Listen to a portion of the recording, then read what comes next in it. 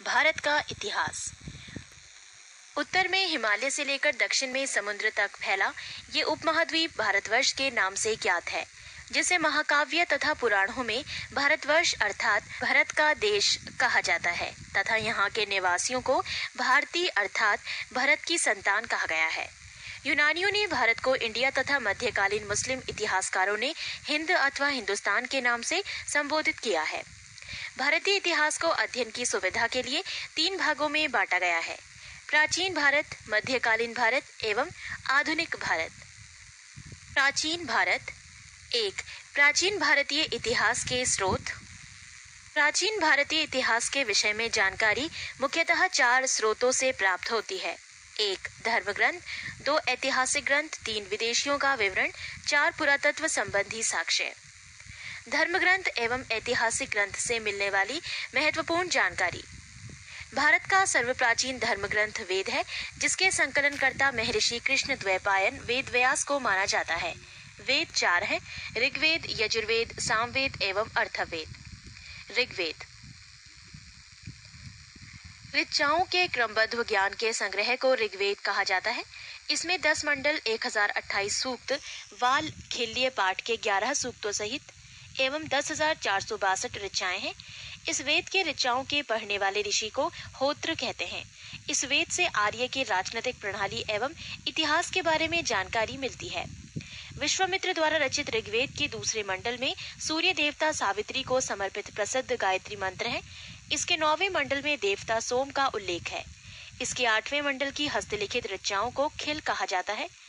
चातुश्वर्णीय समाज की कल्पना का आदि स्रोत ऋग्वेद के 10वें मंडल में वर्णित पुरुष सूक्त है, जिसके अनुसार 4 वर्ण ब्राह्मण, क्षत्रिय, वैश्य तथा शूद्र आदि पुरुष ब्रह्मा के क्रमशः मुख, भुजाओं, जंघाओं और चरणों से उत्पन्न हुए। नोट: धर्मसूत्र 4 प्रमुख जातियों की स्थितियों, व्यवसायों, दायित्वों, कर्तव्यों तथा विशेष अधिकारों में स्पष्ट विभेद करता है।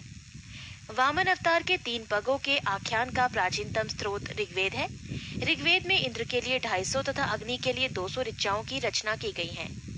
नोट: प्राचीन इतिहास के साधन के रूप में वैदिक साहित्य में ऋग्वेद के बाद शतपथ ब्राह्मण का स्थान है।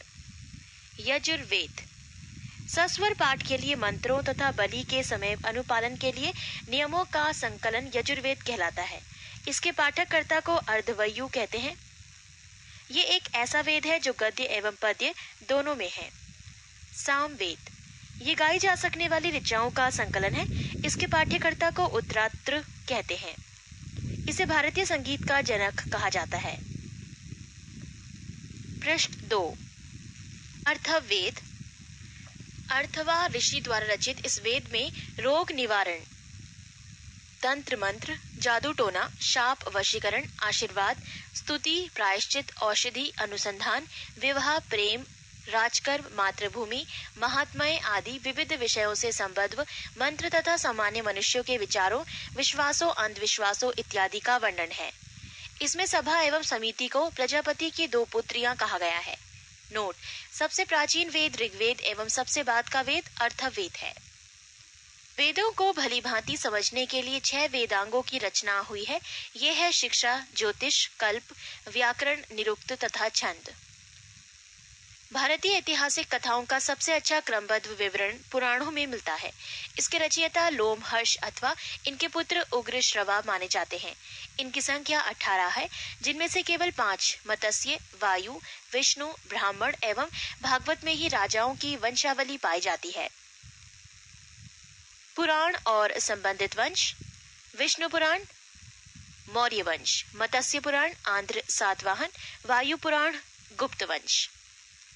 नोट: पुराणों में मत्स्य पुराण सबसे प्राचीन एवं प्रामाणिक है। अधिकतर पुराण सरल संस्कृत श्लोक में लिखे गए हैं। स्त्रियां तथा शूद्र जिन्हें वेद पढ़ने की अनुमति नहीं थी, वो भी पुराण सुन सकते थे। पुराणों का पाठ पुजारी मंदिरों में किया करते थे।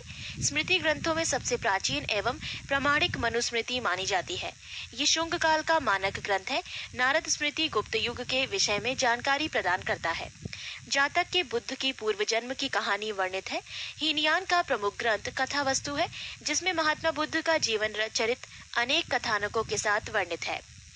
जैन साहित्य को आगम कहा जाता है।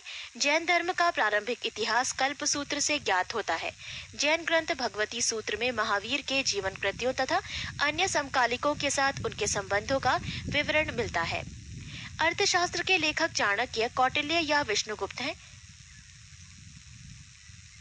ये 15 अधिकरणों एवं 180 प्रकरणों में विभाजित हैं। इससे मौर्यकालीन इतिहास की जानकारी प्राप्त होती है। संस्कृत साहित्य में ऐतिहासिक घटनाओं को क्रमबद्ध लिखने का सर्वप्रथम प्रयास कलहड़ के द्वारा किया गया। कलहड़ द्वारा रचित पुस्तक राजतरंगिणी है, जिसका संबंध कश्मीर के इतिहास से है।